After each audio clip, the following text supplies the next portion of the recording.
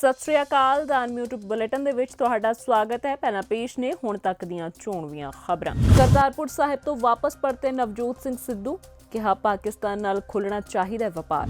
3 ਖੇਤੀ ਕਾਨੂੰਨ ਵਾਪਸ ਲੈ ਜਾਣ ਦੇ ਐਲਾਨ ਤੇ ਕਿਸਾਨਾਂ ਨੇ ਵੰਡੇ ਲੱਡੂ ਅਤੇ ਪਟਾਕੇ ਚਲਾ ਕੇ ਕੀਤਾ ਖੁਸ਼ੀ ਦਾ ਪ੍ਰਗਟਾਵਾ। ਪੰਜਾਬ ਦੇ ਕੋ-ਇੰਚਾਰਜ MLA ਰਾਘਵ ਚੱਡਾ ਨੇ ਕੀਤਾ ਐਲਾਨ 22 ਨਵੰਬਰ ਨੂੰ ਸ਼ੁਰੂ ਹੋਵੇਗਾ ਕੇਜਰੀਵਾਲ ਦਾ ਮਿਸ਼ਨ ਪੰਜਾਬ। ਅਤੇ ਮੁੱਖ ਮੰਤਰੀ ਚੰਨੀ ਨੇ ਬਿਆਸ ਵਿਖੇ ਸਬ ਤਹਿਸੀਲਦਾਰ ਦੀ ਇਮਾਰਤ ਲੋਕਾਂ ਨੂੰ ਕੀਤੀ ਸਮਰਪਿਤ। ਅਤੇ ਹੁਣ ਖਬਰਾਂ ਵਿਸਥਾਰ ਨਾਲ। पंजाब प्रदेश कांग्रेस प्रधान नवजोत सिंह सिद्धू अज करतारपुर लांघे तो पार गुरुद्वारा साहिब के दर्शन दीदार करन पहुंचे, जिथे उन्होंने लांघा खोलण दे लई प्रधानमंत्री नरेंद्र मोदी का धन्नवाद किया। उत्थे ही पाकिस्तान के प्रधानमंत्री इमरान खान के गुणगान करते नजर आए। नवजोत सिंह सिद्धू ने कहा कि सरहदां खुलणियां चाहिए ने तां जो भारत और पाकिस्तान विच व्यापार होवे।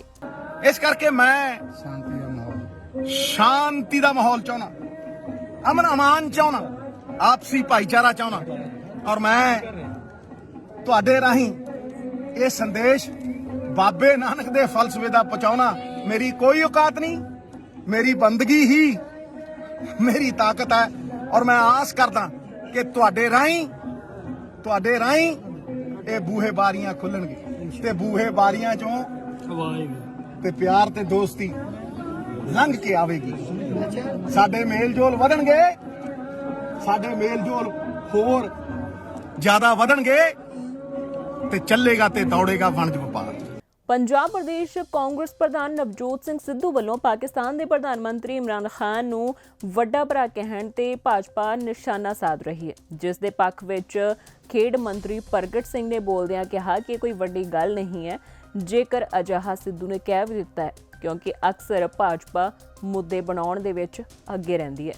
देखो बड़ा वधिया माहौल है क्योंकि वो गुरु नानक की धरती जिथे उन्होंने इंसान नू किरत करनी, नाम जपना ते वंड छकना का जिहड़ा संदेश दिता सीगा, और उस जगह ते जाके तो हमेशा हर इंसान जिहड़ा अपने आप नू खुशकिस्मत समझदा, और यही दुनिया ते सुनेहा मैनू लगदा कि सानू सारिआं नू पहुंचाउणा चाहीदा कि जदों ये 3 चीज़ां आ जाण, किरत करनी, नाम जपना ते वंड छकना, मैनू लगदा उहदे विच इंसानियत दी और जिंदगी दी सारी फिलोसफी इकट्ठी होके उहदे च आ जाती है। प्रगट जी, सिद्धू जी ने एक होर कंट्रोवर्शियल स्टेटमेंट दी है, उत्थे जाना ही किया कि इमरान खान मेरे वड्डे भरा है, उन्होंने मैनू बहुत प्यार दिता होया, ते उन्होंने किस तरह देखते हो? बीजेपी ने भी अटैक किया गया कि देखो जी राहुल गांधी नू इहो बंदा मिलिया, तो सर उस चीज़ नू की किस तरह तुसीं रिएक्ट करोगे सर? पता नहीं, वैसे अनफॉर्चुनेट पार्ट है कि असी थोड़े दिन होए आ पाकिस्तान नाल क्रिकेट मैच खेड के हटे आ। असी होर भी स्पोर्ट्स टाइज हमेशा जिहड़ियां वो डिवेलप करन दी कोशिश करते हैं ताकि इदां दी कड़तन ना वधे।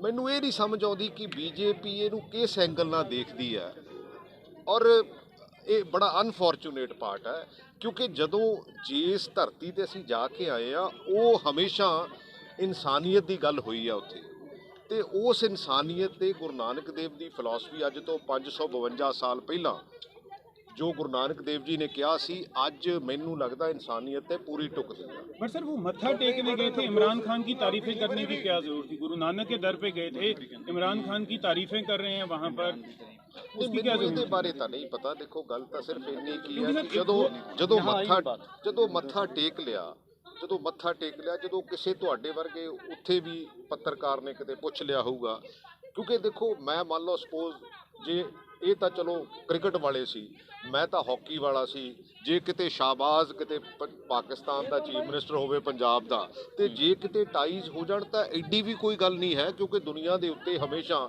मैनू तो वो भी दिन याद है जिद्दण बर्लिन की जिहड़ी दीवार है वो दोनों देश के लोगों ने तोड़ दी सी। खुशहाली की गल है, इंसानियत की गल है, मैनू लगता सानू उहदे तो अगे वधण की जरूरत है।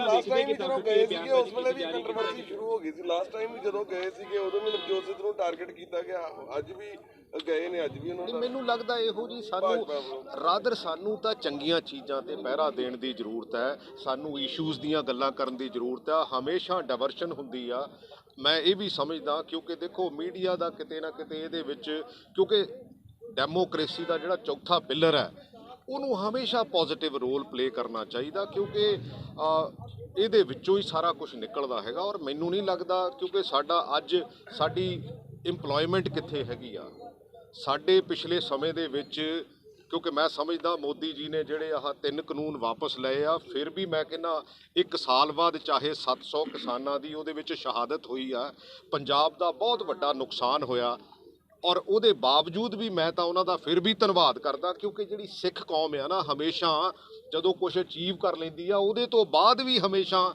ਉਸ ਪਰਮਾਤਮਾ ਦਾ ਵੀ ਧੰਨਵਾਦ ਕਰਦੀ ਆ ਤੇ ਕਈ ਉਸ ਇਨਸਾਨ ਦਾ ਵੀ ਧੰਨਵਾਦ ਕਰਦੀ, ਪਰ ਦੇਰ ਆਏ ਦਰੁਸਤ ਆਏ, ਕੁਛ ਤਾਂ ਠੀਕ ਹੋਇਆ। ਸੋ ਇਸ ਕਰਕੇ ਸਾਨੂੰ ਇਸ ਤੋਂ ਅੱਗੇ ਵਧਣ ਦੀ ਜ਼ਰੂਰਤ ਹੈ। ਪ੍ਰਗਟ ਜੀ, ਇਦਾਂ ਲੱਗਦਾ ਕਿ ਇੱਕ ਸਪੈਸ਼ਲ ਵੈਲਕਮ ਵੀ ਮਿਲਦਾ ਹਮੇਸ਼ਾ ਨਵਜੋਤ ਸਿੱਧੂ ਨੂੰ। ਨਹੀਂ, ਚੰਗੀ ਗੱਲ ਹੈ, ਸੈਲੀਬ੍ਰਿਟੀ ਆ, ਉਹਦੇ 'ਚ ਕੀ ਪ੍ਰੋਬਲਮ ਹੈ। ਮੰਨ ਲਓ ਸਪੋਜ਼ ਹੁਣ ਕਈ ਇਹੋ ਜਿਹੇ ਮਿਨਿਸਟਰ ਹੁੰਦੇ ਆ ਜਿਨ੍ਹਾਂ ਨੂੰ ਰਾਜਪੁਰੇ ਤੋਂ ਗਾਹ ਨਹੀਂ ਕੋਈ ਜਾਣਦਾ ਹੁੰਦਾ। ਹੁਣ ਸਾਡੀ ਇਹ ਕਸੂਰ ਤਾਂ ਨਹੀਂ ਨਾ ਹੈ ਵੀ ਜੇ ਸਾਨੂੰ ਕੋਈ ਹਿੰਦੁਸਤਾਨ ਦੇ ਵਿੱਚ ਜਾਂ ਵਰਲਡ ਦੇ ਵਿੱਚ, ਕਿਉਂਕਿ ਪਾਰਟੀਕੂਲਰਲੀ ਸਪੋਰਟਸ ਕਰਕੇ ਜਾਂ ਪਾਰਟੀਕੂਲਰਲੀ ਕਿਸੇ ਉਸ ਫੀਲਡ ਦੇ ਹੋਣ ਕਰਕੇ ਜੇ ਰਿਕੋਗਨਾਈਜੇਸ਼ਨ ਮਿਲਦੀ है तो फिर मैनू नहीं लगता ਇਹਦੇ 'ਚ कोई माड़ी गल हैगी है। सर, बीजेपी का ये भी कहना है कि अगर नवजोत सिंह सिद्धू के इमरान खान के साथ अच्छे रिलेशंस हैं तो उन्हें ये क्यों नहीं कहते कि क्रॉस बॉर्डर टेररिज्म जो है वो बंद करें, हथियार भेजना बंद करें, पंजाब में ड्रग्स भेजना बंद करें। तो नवजोत सिंह सिद्धू सिर्फ उनकी तारीफें करते, अपने क्लाउड को यूज क्यों नहीं करते नेशनल इंटरेस्ट के लिए? ऐसा है, देखो आप इसको जैसे मर्जी इसको चला सकते हो। हम ये भी कह सकते हैं कि क्योंकि भाई हिंदुस्तान हमारा है, पाकिस्तान उनका है, क्योंकि हम हिंदुस्तान के लिए दृढ़ है, क्योंकि हम जब हिंदुस्तान का झंडा हाथ में लेके, क्योंकि मैं 10 साल कप्तान रहा हूं, जब हिंदुस्तान का झंडा लेके जाते हैं तो हम हिंदुस्तान की बात करते हैं।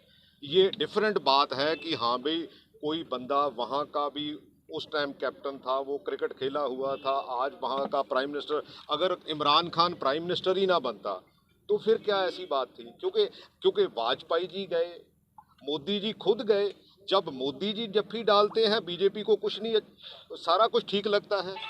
भाई वो तो एक मेरे को अभी याद नहीं आ रहा, किसी के उसमें चले गए थे, किसी का जन्मदिन मनाने चले गए थे, नवाज शरीफ जी का। और ऐसी बातें हमें करनी नहीं चाहिए, क्योंकि हमें हमारी प्रॉब्लम्स और हैं, लेकिन पॉलिटिकल सिस्टम उसको डाइवर्ट और तरह करता है। तो मेरा ख्याल नहीं कि हमें ऐसी बातें करनी चाहिए।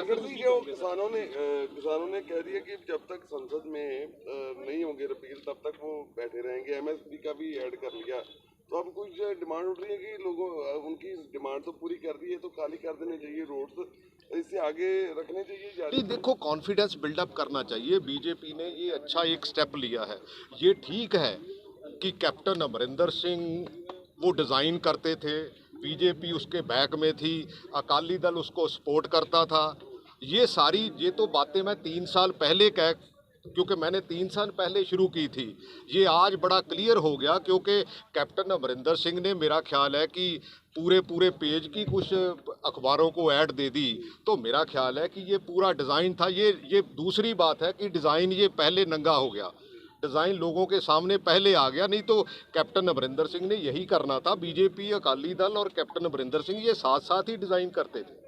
एक वो ड्रग का इशू है, उसमें विक्रम मजीठिया जो हाईकोर्ट में चले गए हैं, आप उसमें क्या कहना जो रिपोर्ट करनी चाहिए? भाई देखो, मैं तो कभी आज तक किसी का नाम नहीं लिया। मैं ये कहता हूँ कि ये हमारी एक इशू है, it is a administrative come social problem, क्योंकि एडमिनिस्ट्रेटिवली पिछले समय में हमारी लड़ाई कैप्टन अमरिंदर सिंह से भी रही है। मैं तो आज भी हमेशा ये कहता हूँ कि जो इश्यूज़ हैं, आज भी हमारा इरिगेशन का इशू अभी खड़ा है, उसके ऊपर काम करने की ज़रूरत है। हमने सिर्फ जो पावर परचेज एग्रीमेंट है उसकी जो क्लॉजेज़ हैं, जो स्पेशली फाइनेंशियल क्लॉजेज़ हैं, उसको रद्द किया है। इसलिए किया है कि वो पंजाब के फ़ायदे में नहीं है, और जो ऐसी क्लॉजेज़ हैं जो पंजाब के बिल्कुल अगेंस्ट है, हमने उनको रद्द किया है।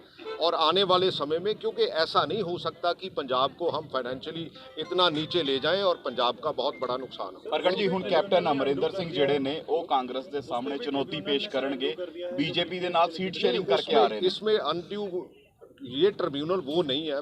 बेसिकली तो हमने इसको जो अथॉरिटी है उसको भेजा है भी हमारे साथ ये जाती हुई है, इसको रिव्यू करके पिछले 6 साल की परफॉर्मेंस देख के उसको रिव्यू करो ताकि पंजाब का नुकसान ना हो। सर, जिस दिन सीएम गए नवजोत सिंह सिद्धू नहीं थे, आज नवजोत सिंह सिद्धू गए हैं, डेप्यूटी सीएम जो हैं वो नहीं गए, कैसे क्या ये? नहीं, ऐसी कोई बात नहीं है यार, जिसको भी टाइम मिला, जिसको भी चांस मिला, मान लो सपोज मेरे भी कुछ फंक्शन थे लेकिन मैंने ये महसूस किया कि हाँ भी मेरे को वहाँ जाना चाहिए, जो गुरु नानक, जहाँ से गुरु नानक फ़िलॉसफी शुरू होती है वहाँ जाना चाहिए। मैंने विज़िट किया और वहाँ अपना रिगार्ड पे किया और मेरा ख्याल है कि ये फ़िलॉसफी दुनिया में आज की तारीख में जहाँ बहुत सी स्पीड आ गई, दुनिया में बहुत सी ऐसी चीज़ें हो रही हैं जहाँ इंसानियत शर्मसार भी हो रही है, इस फ़िलॉसफी को आज से 500 साढ़े 500 साल पहले से भी ज़्यादा कारगर जो हो सकती है अगर इस फिलॉसफी को हम आगे लेके बढ़े। ਪ੍ਰਗਟ ਜੀ, ਕੈਪਟਨ ਅਮਰਿੰਦਰ ਸਿੰਘ ਜਿਹੜੇ ਨੇ ਵਿਰੋਧੀ ਬਣ ਕੇ ਕਾਂਗਰਸ ਦੇ ਸਾਹਮਣੇ ਹੁਣ ਖੜੇ ਹੋ ਰਹੇ ਨੇ ਔਰ ਉਹ ਕਹਿ ਰਹੇ ਨੇ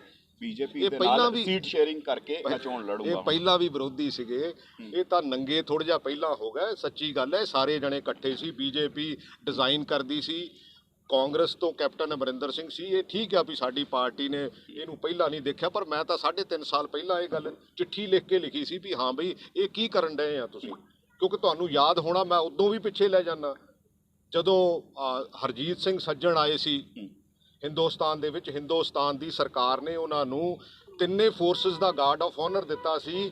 ਫਡਨਵੀਸ ਨਾਲ ਤੇ ਖੱਟੜ ਨਾਲ ਮੁਲਾਕਾਤ ਕਰਾਈ ਸੀ, ਖੱਟੜ ਜੀ ਨਾਲ, ਔਰ ਕੈਪਟਨ ਅਮਰਿੰਦਰ ਸਿੰਘ ਨੇ ਉਦੋਂ ਉਹਨਾਂ ਨੂੰ ਮੰਦਾ ਚੰਗਾ ਬੋਲਿਆ ਸੀ ਕਿ ਇਹ ਖਾਲਿਸਤਾਨੀ ਆ।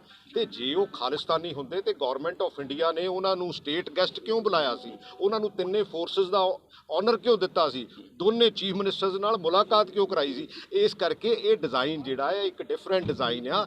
ਇਸ ਕਰਕੇ ਸਾਡੇ ਲੋਕ, ਸਾਡੇ ਦੇਸ਼ ਦੇ ਲੋਕਾਂ ਨੂੰ ਅਸੀਂ ਮਾੜੇ ਪਾਸੇ ਨੂੰ ਨਾ ਤੋਰੀਏ, ਕਿਉਂਕਿ ਸਾਡੀਆਂ ਸਮੱਸਿਆਵਾਂ, ਸਾਡੀ ਐਜੂਕੇਸ਼ਨ, ਸਾਡੀ ਨੌਜਵਾਨ ਪੀੜ੍ਹੀ, ਸਾਨੂੰ ਉਹਨੂੰ ਸਮੇਂ ਦਾ ਹਾਣੀ ਬਣਾਉਣਾ, ਉਹਨੂੰ ਇੰਪਲੋਏਬਿਲਿਟੀ ਤੱਕ ਲੈ ਕੇ ਜਾਣਾ, ਉਹਨੂੰ ਚੰਗੀ ਸੋਚ ਦੇਣੀ, ਸਰਕਾਰਾਂ ਦਾ ਇਹ ਕੰਮ ਹੁੰਦਾ। ਸਰਕਾਰਾਂ ਦਾ ਇਹ ਕੰਮ ਨਹੀਂ ਹੁੰਦਾ ਕਿ ਅਸੀਂ ਕਿਸੇ ਨੂੰ ਮਾੜੇ ਪਾਸੇ ਨੂੰ ਲੈ ਕੇ ਜਾਈਏ। ਪ੍ਰਧਾਨ ਮੰਤਰੀ ਨਰਿੰਦਰ ਮੋਦੀ ਨੇ ਬੀਤੇ ਕੱਲ੍ਹ 3 ਕਾਲੇ ਕਾਨੂੰਨ ਵਾਪਸ ਲੈ ਲਏ ਨੇ, ਜਿਸ ਦੇ ਚੱਲਦਿਆਂ ਮੁਕਤਸਰ ਦੇ ਵਿੱਚ ਕਿਸਾਨਾਂ ਨੇ ਖੁਸ਼ੀ ਮਨਾਈ, ਲੱਡੂ ਵੰਡੇ ਅਤੇ ਪਟਾਕੇ ਚਲਾ ਕੇ ਆਪਣੀ ਖੁਸ਼ੀ ਦਾ ਇਜ਼ਹਾਰ ਕੀਤਾ। ਆਓ ਸੁਣਦੇ ਹਾਂ ਪੂਰੀ ਰਿਪੋਰਟ। ਹਜੇ ਐਲਾਨ ਹੋਇਆ ਜੀ, ਜਦ ਤੱਕ ਇਹ ਪੂਰਨ ਤੌਰ ਤੇ ਕਾਨੂੰਨੀ ਤੌਰ ਤੇ ਰੱਦ ਨਹੀਂ ਹੁੰਦੇ ਉਹਨਾਂ ਚਿਰ ਜਿਹੜੇ ਸਾਡੇ ਕਿਸਾਨ ਆ ਉਸੇ ਹੀ ਤਰ੍ਹਾਂ ਜਿਵੇਂ ਅੱਗੇ ਸਜੇ ਬੈਠੇ ਆ ਉਸੇ ਹੀ ਤਰ੍ਹਾਂ ਬਾਰਡਰਾਂ ਤੇ ਸਜੇ ਰਹਿਣਗੇ। ਮੇਰੀ ਅਪੀਲ ਵੀ ਆ, ਕਿਉਂਕਿ ਹੁਣ ਕੰਮਕਾਰ ਮੁੱਕ ਗਏ ਆ ਸਾਰੇ, ਤਕਰੀਬਨ ਕਣਕਾਂ ਦੀ ਵੀ ਬਿਜਾਈ ਹੋ ਗਈ ਆ। ਸਾਰੀ ਸੰਗਤ ਦੇ ਵੀ ਚਰਨਾਂ 'ਚ ਬੇਨਤੀ ਆ, ਜਿੰਨੇ ਵੀ ਲੋਕ ਹੈਗੇ ਆ ਸਾਡੇ ਬਾਰਡਰਾਂ ਤੋਂ ਵਾਪਸ ਆਏ ਆ, ਉਹ ਸਾਰੇ ਦੇ ਸਾਰੇ ਵਾਪਸ ਬਾਰਡਰਾਂ ਤੇ ਜਾਣ, ਤਾਂ ਕਿ ਜਿਹੜਾ ਪਹਿਲਾਂ ਵਾਂਗ ਜਿਵੇਂ 26 ਨਵੰਬਰ ਨੂੰ ਅਸੀਂ ਗਏ ਸੀ ਉਵੇਂ ਸਾਡੇ ਬਾਰਡਰਾਂ ਤੇ ਰੌਣਕਾਂ ਲੱਗਣ। ਉਸੇ ਤਰ੍ਹਾਂ ਜਿੰਨਾ ਚਿਰ ਯਾਨੀ ਕਿ ਸਾਨੂੰ ਪੱਕੇ ਤੌਰ ਤੇ ਆ ਜਿਹੜੇ ਇਹ ਕਾਨੂੰਨ ਆ ਜਿਹੜੇ ਕਿ ਕਾਨੂੰਨੀ ਤੌਰ ਤੇ ਰੱਦ ਹੋ ਕੇ ਲੋਕ ਸਭਾ ਦੇ ਵਿੱਚ ਮਤਾ ਨਹੀਂ ਪੈਂਦਾ ਉਦੋਂ ਤੱਕ ਅਸੀਂ ਉੱਥੇ ਬਰਕਰਾਰ ਰਵਾਂਗੇ। ਹਿਮਾਚਲ ਦੇ ਕ੍ਰਿਸ਼ੀ ਮੰਤਰੀ ਦਾ ਬਿਆਨ ਆਇਆ ਕਿ ਜੇ ਕਿਸਾਨਾਂ ਦੇ ਦਬਾਅ ਹੇਠ ਜਿਹੜੇ ਕਾਨੂੰਨ ਰੱਦ ਹੋਏ, ਦੁਬਾਰਾ ਇੱਕ ਹੋਰ ਕਾਨੂੰਨ ਆਉਣਗੇ, ਕੀ ਕਹਿਣਾ ਚਾਹੁੰਦੇ? ਨਹੀਂ ਜੀ, ਜੇ ਦੁਬਾਰਾ ਆਉਣਗੇ ਤਾਂ ਜੀ ਅੱਗੇ ਵੀ ਅਸੀਂ 1 ਸਾਲ ਬੈਠੇ ਹੀ ਹਾਂ, ਜੇ ਦੁਬਾਰਾ ਆਉਣਗੇ ਦੁਬਾਰੇ ਵੀ ਹੌਸਲੇ ਤਾਂ ਬੁਲੰਦ ਆ। ਖੇੜਾ ਸਾਹਿਬ ਜਦੋਂ ਅਸੀਂ ਇੱਥੇ ਤੁਰੇ ਸੀ, ਸ਼ਾਇਦ ਤੁਹਾਨੂੰ ਯਾਦ ਹੋਵੇ, ਤੁਹਾਨੂੰ ਅਸੀਂ ਕਿਹਾ ਸੀ ਵੀ ਅਸੀਂ 6-6 ਮਹੀਨਿਆਂ ਦਾ ਰਾਸ਼ਨ ਲੈ ਕੇ ਚੱਲੇ ਹਾਂ, ਤੇ ਜੇ 6-6 ਮਹੀਨਿਆਂ ਦਾ ਰਾਸ਼ਨ ਲਿਜਾ ਕੇ ਅਸੀਂ ਸਾਲ ਰਹਿ ਸਕਦੇ ਹਾਂ, ਤੇ ਇਸ ਤੋਂ ਬਾਅਦ ਅਸੀਂ 2-2 ਸਾਲਾਂ ਦਾ ਰਾਸ਼ਨ ਆਪ ਨਾਲ ਲੈ ਜਾਾਂਗੇ। ਫਿਰ ਪਹਿਲੇ ਪਾਤਸ਼ਾਹੀ ਦੇ ਜਿਹੜੇ ਪ੍ਰਕਾਸ਼ ਦਿਹਾੜੇ ਦੇ ਕਿਸ ਤਰ੍ਹਾਂ ਦੇਖਦੇ ਹੋ ਐਡਾ ਵੱਡਾ ਫੈਸਲਾ ਜਿਹੜਾ ਕੇਂਦਰ ਸਰਕਾਰ ਨੇ ਵਾਪਸ ਲਿਆ? ਇਹ ਨਾ ਸ਼੍ਰੀ ਗੁਰੂ ਨਾਨਕ ਦੇਵ ਜੀ ਜਗਤ ਦੇ ਵਾਲੀ ਹੈ, ਜਿਨ੍ਹਾਂ ਨੇ ਕਿਰਤ ਕਰਨੀ ਸਾਨੂੰ ਸਿਖਾਈ ਸੀ ਆਪ ਹਲ ਵਾਹ ਕੇ, ਤੇ ਸਾਡੇ ਜਗਤ ਨੂੰ ਲੰਗਰ ਪ੍ਰਥਾ ਵੰਡ ਛਕਣ ਦਾ ਜਿਹੜਾ ਸੰਦੇਸ਼ ਦਿੱਤਾ ਸੀ, ਲੰਗਰ ਲਾ ਕੇ।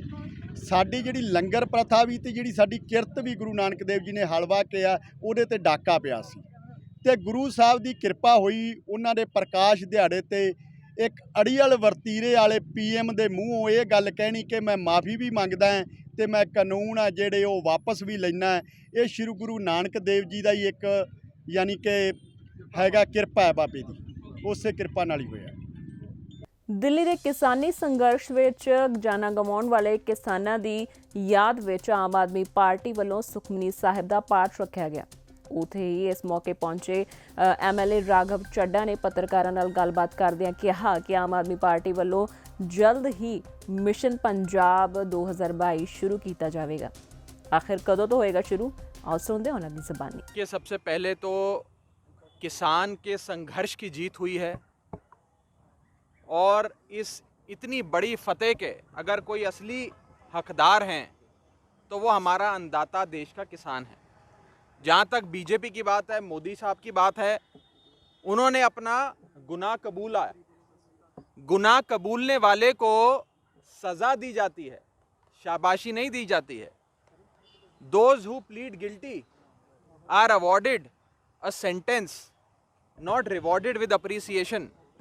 तो बीजेपी को तो पंजाब की और पूरे देश की जनता समय आने पे सज़ा देगी, लेकिन जो अभी फैसला आया ये बहुत बड़ा फैसला है और आज़ाद भारत के इतिहास में सबसे बड़ा जन आंदोलन, एक ऐसा आंदोलन जिसमें देश के किसान ने ना दिन देखा ना रात देखी, ना धूप देखी ना छाँव देखी, ना सर्दी देखी ना गर्मी देखी, संघर्ष करते रहे।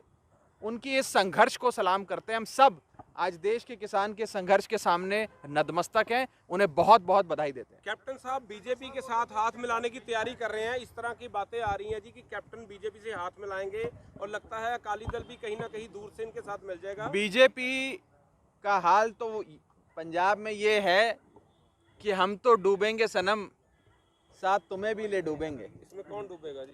तो बीजेपी तो डूब ही रही है, साथ जो भी जुड़ेगा वो भी साथ में डूबेगा उनके।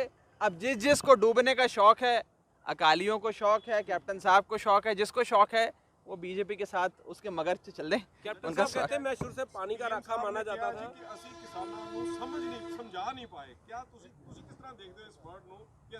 कौन बोले जी? मोदी बोले हैं कि ऐसी किसानों को समझा नहीं पाए। देखिए, जब कानून आता है, जिसके लिए कानून बनाया गया, अगर वो ही इस बात को समझ जाए और ये कहे कि ये कानून हमारे हित में नहीं है, तो ऐसा कानून लाने की क्या ज़रूरत। ये तो सब जानते हैं कि फार्मिंग का, खेती का कॉर्पोरेटाइजेशन करने के लिए कानून लाए गए, 2 गुजरातियों को फ़ायदा देने के लिए कानून लाया गया, ये तो सब जानते हैं। और आज देश के किसान ने एक बहुत लंबा संघर्ष लड़ा है। कोई पॉलिटिकल पार्टी इस संघर्ष के लिए वाहवाही नहीं लूट सकती। ये किसान का पाक साफ ए पॉलिटिकल, बिना किसी सियासत के संघर्ष रहा है और हम नतमस्तक होकर सलाम करते हैं किसानों को। कांग्रेस पार्टी कहती हमने भी जंतर मंतर पे धरना लगाया था और वो धरने के कारण, हाँ लगाया था, उन्होंने धरना लगाया था और 12 बजे लगाते थे, उनके एमपी बैठते थे, 4 बजे तक घर चले जाते थे। बहुत सफल धरना था। वो कहते जी आम आदमी पार्टी ने कभी भी प्रोटेस्ट नहीं किया बिजली बिल के खिलाफ, इन खेती बिलों के खिलाफ कभी भी ना दिल्ली बंद करवाई, ना कभी प्रोटेस्ट किया। अरविंद केजरीवाल जी इकलौते ऐसे नेता पूरे देश में, भारत देश के इकलौते ऐसे नेता जिन्होंने दिल्ली विधानसभा की पटल पे खड़े होकर, हाउस में, असेंबली में, तीनों काले कानून फाड़ के एक स्नेहा दिया, एक मैसेज दिया कि हम काले कानून के खिलाफ हैं।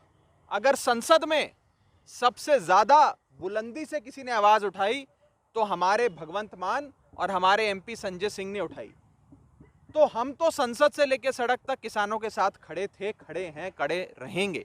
और आने वाले समय में भी देश के किसान का विश्वास आम आदमी पार्टी में, पाक साफ लोगों में सदैव बना रहेगा। सर, अकाली दल और ये जो टाई अप नया सामने आ रहा अभी हुआ नहीं है, अकाली दल, कैप्टन और बीजेपी, क्या इससे आम आदमी पार्टी को फर्क पड़ेगा? देखिए, मैंने तो आपको कहा कि बीजेपी का इस समय यही हाल है कि हम तो डूबेंगे सनम, साथ तुम्हें भी ले डूबेंगे। तो जो डूबना चाहता है वो बीजेपी की गोद में जाकर बैठ जाए। और पूरा पंजाब इस बात को जानता है कि नरेंद्र मोदी साहब पंजाब की 4 पार्टियों को रिमोट कंट्रोल से चलाते हैं। अपनी पार्टी बीजेपी को, मायावती जी की पार्टी बीएसपी को, बादलों की शिरोमणि अकाली दल को और कांग्रेस पार्टी को। इन चारों पार्टियों को नरेंद्र मोदी जी रिमोट कंट्रोल से चलाते हैं। अब आप बीएसएफ का एग्जाम्पल ले लीजिए। सीएम बनने के कुछ ही हफ्तों बाद चन्नी साहब की ऐसी मजबूरियां हो जाती हैं कि चन्नी साहब को आधा पंजाब 50,000 स्क्वायर किलोमीटर में से 27,000 स्क्वायर किलोमीटर मोदी साहब को सौंप के आना पड़ता है, मोदी जी की झोली में डाल के आना पड़ता है। क्यों? क्योंकि पंजाब की कांग्रेस को भी नरेंद्र मोदी जी अपनी रिमोट कंट्रोल से चलाते हैं। तो ये सारी पार्टियां एक होकर लड़ेंगी और इनका मुकाबला एक शख्स से होगा, उस शख्स का नाम है अरविंद केजरीवाल। क्या अरविंद केजरीवाल पंजाब के मुख्यमंत्री बन सकते हैं? क्या आपको सवाल है? इलेक्शन होने वाले हैं, इलेक्शन 2 महीनों के 3 महीनों के बाद शुरू हो जाएंगे। अब इस चेंज के बाद क्या कैसे देखते हैं, सिनेरियो क्या रहेगा? देखिए, ये तो आने वाला समय बताएगा, आज ये कहना बहुत मुश्किल है, लेकिन इतना मैं ज़रूर कह सकता हूं कि ये 3 काले कानून बनाने में कैप्टन साहब, मनप्रीत बादल और कांग्रेस पार्टी पूरी तरीके से हकदार थी, इसकी भागीदार थी और इन लोगों ने ये काले कानून ड्राफ्ट करवाए। हरसिमरत कौर बादल कैबिनेट की मंत्री थी, उन्होंने इन काले कानूनों को पास करवाया। तो जहां एक तरफ कांग्रेस पार्टी जननी थी, मां थी, इन सारे काले कानूनों के फादर कहें तो वो शिरोमणि अकाली दल था। तो इन दोनों की तो किसान विरोधी मानसिकता जग जाहिर है, पूरा पंजाब जानता है। सर, एक आखिरी सवाल, इसका जवाब स्पष्ट नहीं मिलेगा। आम आदमी जब पार्टी आपको अपना पता है सीएम तो चेहरा कब देगी? वो इतना देखिए, मैं हमसे सवाल पूछते हैं, नहीं, मैं क्या बता जवाब दें? मैं आपके माध्यम से, आपके थ्रू पंजाब के लोगों को भी ये कहना चाहता हूं कि अब इंतजार की घड़ियां खत्म होने को आई हैं। बहुत जल्द दिनों में है, बहुत जल्द आम आदमी पार्टी अपने सीएम चेहरे का ऐलान करेगी। मैं समझ सकता हूं ये बेताबी, क्योंकि हर व्यक्ति, हर पंजाब का आदमी अपना अगला मुख्यमंत्री का चेहरा देखना चाहता है। वो चेहरा आपको दिखाएंगे, खूब जोर शोर से दिखाएंगे। और हर पॉलिटिकल पार्टी का एक अधिकार होता है, एक राइट होता है, एक हक होता है अपना, कि वो कब मुख्यमंत्री का चेहरा ऐलाने। ये हमारी स्ट्रैटेजी का हिस्सा है। बहुत जल्दी ऐलान दो तो उसके कुछ प्रोज एंड कॉन्स होते हैं, बहुत देर से ऐलानो तो उसके कोई प्रोज एंड कॉन्स होते हैं। तो जो टाइमिंग का मसला होता है वो बड़ा सटीक होना चाहिए, बड़ा जबरदस्त होना चाहिए। तो आने वाले समय में आपको जरूर बताएंगे। ये हमारी पॉलिटिकल स्ट्रैटेजी। मीटिंग हुई है केजरीवाल साहब की, केजरीवाल साहब सबसे मिलते हैं और बड़े बड़े लोग। मिशन पंजाब भी आप चला रहे हैं, शुरू कर रहे हैं जी। देखिए, 22 तारीख को माननीय मुख्यमंत्री अरविंद केजरीवाल जी, आम आदमी पार्टी के प्रधान अरविंद केजरीवाल जी पंजाब आ रहे हैं। 22 तारीख से केजरीवाल का मिशन पंजाब शुरू होने जा रहा है और अब आप देखेंगे कि कैसे अब पूरा पंजाब एकजुट होकर इस बार एक आवाज में कहेगा, एक मौका केजरीवाल नू, एक मौका झाड़ू नू। सर, नवजोत सिंह सिद्धू 75-25 की बात करते थे, क्या उसको अब खत्म हो गया 75-25 वाला रेशो? अब ये तो सिद्धू साहब बताएंगे, इस पे मैं क्या कह सकता हूँ। आपने जहां तक माइनिंग की बात है, माइनिंग माफिया चल रहा है। चन्नी साहब ने ये कहा कि माइनिंग माफिया मेरे से आकर ना मिले, मैं माइनिंग वाले लोगों से नहीं मिलूंगा। और 2 मंत्री अपने कैबिनेट में बिठा लिए, एक बाएं तरफ, एक दाएं तरफ, एक सज्जे पासे, खब्बे पासे, वो दोनों माइनिंग करते हैं। कहा नशा खत्म कर दूंगा, नशे के सौदागर खूब पैसा कमा रहे हैं और लोगों की, पंजाब के युवाओं की नसों में नशा छोड़ रहे हैं। तो जैसा कैप्टन साहब के समय पर सिस्टम चल रहा था, 75-25 हो या 50-50 हो, वैसा ही सिस्टम चन्नी साहब के समय में भी चल रहा है। बस फर्क इतना है कि चन्नी साहब को फोटो अच्छी खिंचवानी आती है, वीडियो अपना अच्छा बनाते हैं, अपने 50-60 कैमरे कुमरे लेकर साथ चलते हैं, बढ़िया फोटो में खिंचवाते हैं, वाहवाही लूटते हैं। बस इतना ही फर्क है कि कैप्टन साहब महल से नहीं निकलते थे और चन्नी साहब जब अपने महल से निकलते हैं तो 50 कैमरा लेकर निकलते हैं। दोनों में से अच्छा कौन है? ये तो पंजाब की जनता बताएगी आपको। किसान आगू गुरनाम कि जब देखो, मैं आपको बड़ी इंपॉर्टेंट बात बताऊं। जब पंजाब के लोगों ने कांग्रेस जहाज को बदलने का मन बना लिया, तो जहाज के कप्तान को बदल के आप ये सोचें कि लोगों का मन बदल जाएगा, वो नहीं होगा। इस बार कांग्रेस को उखाड़ फेंकेंगे। और देखिए, इनकी सबकी एक ही विचारधारा, एक ही मानसिकता है सारे कांग्रेसियों की, कि पंजाब को लूट खाओ, अपने महल बनाओ, अपनी गाड़ियां बनाओ, अपने बड़े बड़े कारखाने खोलो, रेस्टोरेंट खोलो, होटल बनाओ, फैक्ट्रियां खोलो। मैं पूछना चाहता हूं, जितने कैबिनेट के मंत्री हैं कांग्रेस पार्टी के, मुख्यमंत्री से लेकर नीचे तक, सबके आप आज से 10 साल पहले उनके पास क्या जमीन जायदाद थी वो उठा लीजिए, और आज क्या जमीन जायदाद है वो उठा लीजिए। इन्होंने सिर्फ पैसे बनाए हैं, और एक तरफ हमारे एमपी हैं भगवंत मान। जब पहली बार चुनाव लड़े थे तब जितने उनकी जायदाद थी वो आधी रह गई अगले चुनाव। जब तीसरी बार चुनाव लड़े तो उसकी भी आधी रह गई। ये ईमानदार नेता होता है जो काम करता है लोगों के लिए।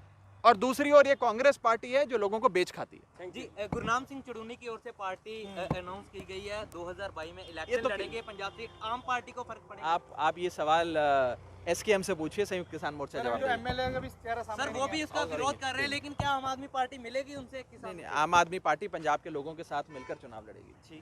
ਪੰਜਾਬ ਦੇ ਮੁੱਖ ਮੰਤਰੀ ਚਰਨਜੀਤ ਸਿੰਘ ਚੰਨੀ ਨੇ ਨਵੀਂ ਬਣੀ ਸਬ ਤਹਿਸੀਲ ਬਿਆਸ ਦਾ ਉਦਘਾਟਨ ਕੀਤਾ। ਉਹਨਾਂ ਨੇ ਕਿਹਾ ਕਿ ਇਸ ਦੇ ਬਣਨ ਨਾਲ ਲਗਭਗ 30 ਪਿੰਡਾਂ ਦੇ 70,000 ਤੋਂ ਵਧੇਰੇ ਲੋਕਾਂ ਨੂੰ ਇਸ ਦਾ ਲਾਭ ਮਿਲੇਗਾ। ਆਓ ਸੁਣਦੇ ਹਾਂ ਇਸ ਤੇ ਪੂਰੀ ਰਿਪੋਰਟ। ਡੇਰਾ ਬਿਆਸ ਰਾਧਾ ਸਵਾਮੀ ਡੇਰੇ 'ਚ ਪਹੁੰਚੇ ਹਾਂ। ਉੱਥੇ ਬਾਬਾ ਜੀ ਦੇ ਦਰਸ਼ਨ ਕੀਤੇ ਹੈ, ਉਹਨਾਂ ਕੋਲ ਲੰਗਰ ਛਕੇ ਹੈ।